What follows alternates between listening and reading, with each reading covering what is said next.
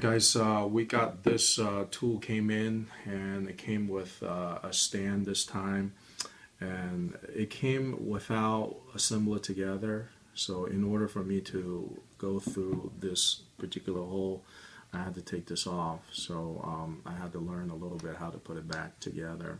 So anyway, I'm gonna show you guys how basically to put everything back, in about 5-10 minutes. I think 5 minutes.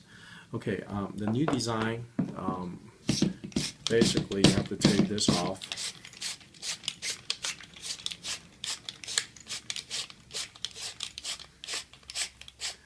And when you take it off, there's a spring inside, and as you can see there is a shaft. That's the guide that goes in and out here. So that part it's important. So when the shaft pushes through, it actually closes, and this is a pretty high precision in order for this thing not to move around too much. So this is basically the repair parts that goes with it.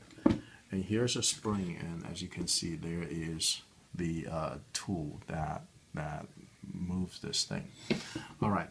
And because we have to make 1, 2, and 3 match at the same time, it's going to be very difficult. So what we need to do, I know this is a little bit harder than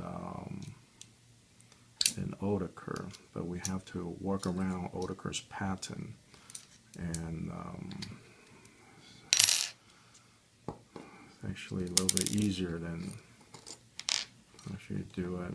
But it's something that I don't think you can do it in front of the customer. And we're still trying to figure out ways that I can make it go through without have to take out the head. That is something I need to talk to him about. So here we go. Let's try to reassemble this thing with the tool in there. So now I have to push it in, and then to catch the first thread. And that's a little bit more difficult. So now once you catch the first thread, then you have to look it through the hole where's the shaft. It's gonna have to line up to the hole as you turn. So when you get to the point where it stopped turning, then that's where you start doing your fine tuning. And the way I do fine tuning is I just take a crescent wrench and just kind of do it that way until this thing, get to a certain level, and it will catch. And that means this thing it's basically a line in the shaft. And I just need to do some. Now this thing it's pretty much aligned, so it gets easier. So once it's aligned, then you can turn all the way in. Okay, and then you can put your final piece into the tool, where it will do all the crimping action, translating all that. Forward force into the jaws. So once you do that, then you reassemble it back on the 2-nut. And let me put this down.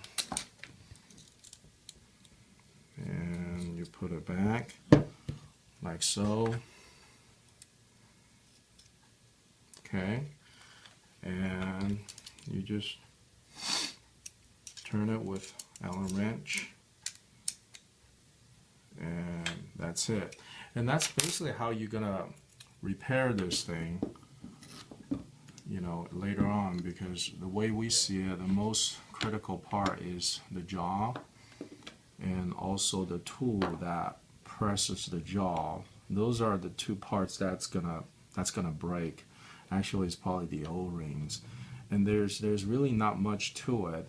And then you get this, you hook it to back, it comes with a pressure regulator already, and it does come with some kind of I hope this is you know, in the U.S. Standards, not the metrics, and then that's how it is. Now I will send you this part so you guys can take a look at it, and that's really it, and you can